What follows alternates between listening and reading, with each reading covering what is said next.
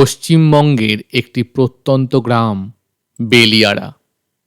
চারিদিকে বিস্তীর্ণ ধান ক্ষেত, মাঝখানে একটা পুরনো শ্মশান, আর তার পাশে বাঁশবন। দিনের বেলায় গ্রামটি সাবলীল ছন্দেই চলে,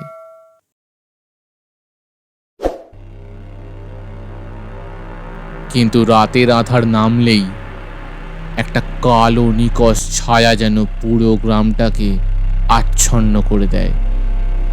সন্ধ্যার পর শ্মশানের পাশ দিয়ে এই যে রাস্তাটিতে আর কেউই পা মারায় না। গত 10 বছর ধরে এমনটাই চলে আসছে। গ্রামের প্রবীণরা বলেন, যে ওই রাস্তা দিয়ে রাতের বেলায় বেরোয় সে নাকি আর কখনো ফিরে আসে না। এর কারণ হিসেবে তারা বলেন যে রাতের বেলায় এ রাস্তা দিয়ে একা বেরোয় তাকে নাকি নিশীথে ডাকে, আর যে সেই ডাকে একবার সাড়া দিয়েছে সে আর কখনো ফিরে আসেনি। শহর থেকে এসেছে এক তরুণ সাংবাদিক, নাম সায়ন্তন বসু। সে এসেছে এই বেলিয়ারা গ্রামের উপর একটি ডকুমেন্টারি তৈরি করতে। আসলে বেলিয়ারা গ্রামটি তার খেজুর রসের জন্য বিখ্যাত। প্রত্যেক বছর এখানে শীতকালের খেজুর গুড় তৈরির জন্য এখানের নাম ডাক আছে। সেই কারণেই সায়ন্তনের এখানে আসা। গ্রামের মেঠো পথে হাঁটতে হাঁটতে সে শুনল,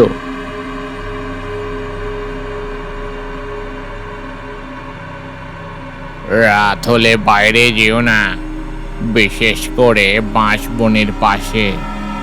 ওখানে নিশির ডাক শোনা যায়। সায়ন্তন হেসে বলল, ভূত প্রেত তো গল্পেই থাকে, কিন্তু গ্রামের মানুষের চোখে ছিল আতঙ্কের ছায়া। রাত গভীর হলে সায়ন্তন তার নোটবুকে লেখালেখি করছিল। হঠাৎ জানালার বাইরের থেকে ভেসে এলো এক পরিচিত কণ্ঠ, তার ছোটবেলার বন্ধুর অরুণের গলা। সায়ন্তন, বাইরে আয় তো, একটু কথা আছে। অবাক হয়ে সায়ন্তন জানালা দিয়ে তাকালো, কিন্তু কাউকে দেখতে পেল না।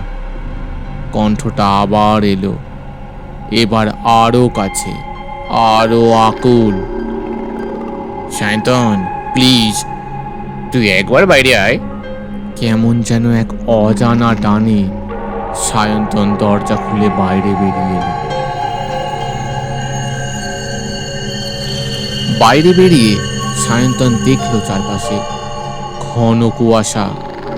পৌষ মাসের রাত, কুয়াশায় আচ্ছন্ন চারিদিক।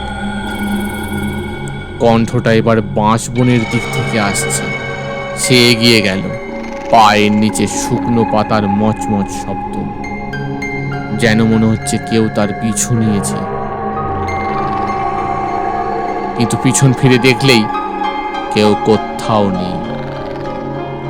হঠাৎ চারপাশের বাতাস ভারী হয়ে উঠল, যেন কেউ নিঃশ্বাস নিচ্ছে তার ঠিক ঘাড়ের কাছে।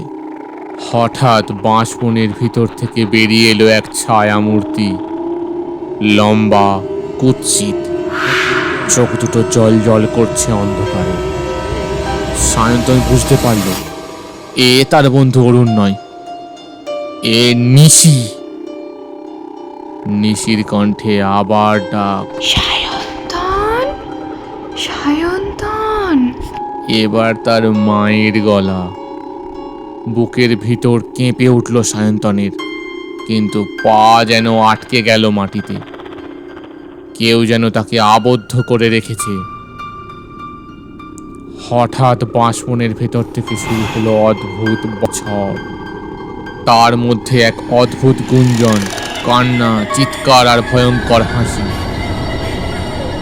সায়ন্তনের হঠাৎ মনে পড়ল যে একজন প্রবীণ বলেছিল, যদি কখনো বাঁশবনে কোনো বাঁশ পড়ে থাকতে দেখো, তার উপর ভুলেও পা দিও না। এতে নিশির আক্রমণ করতে অনেক সুবিধা হয়। সায়ন্তন পেছনে ফিরতে চাইল, কিন্তু নিশির ছায়া তার পথ আটকে দিল।